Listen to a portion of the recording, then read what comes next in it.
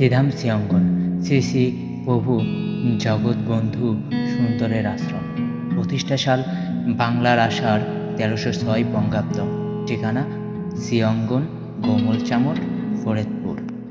মহাবতারী শ্রী শ্রী প্রভু জগৎবন্ধু সুন্দরের আবির্ভাব 28 এপ্রিল 1871 বাংলা 1278 সনে 16ই বৈশাখ রোজ শুক্রবার। মানবলীলা সংবরণ করেন 17ই সেপ্টেম্বর 1971। পৈতৃক নিবাস ফরিদপুর শহর সংলগ্ন গ্রাম গোবিন্দপুর। পিতা শ্রী দীননাথ ন্যায় রত্না, মাতা শ্রীমতী বামা সুন্দরী দেবী।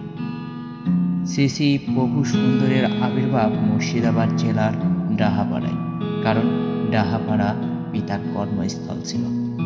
তিনি শ্রীধাম শ্রীঅঙ্গন প্রতিষ্ঠা করেন বাংলার আষাঢ় 1306 বঙ্গাব্দ রথযাত্রা উৎসবে।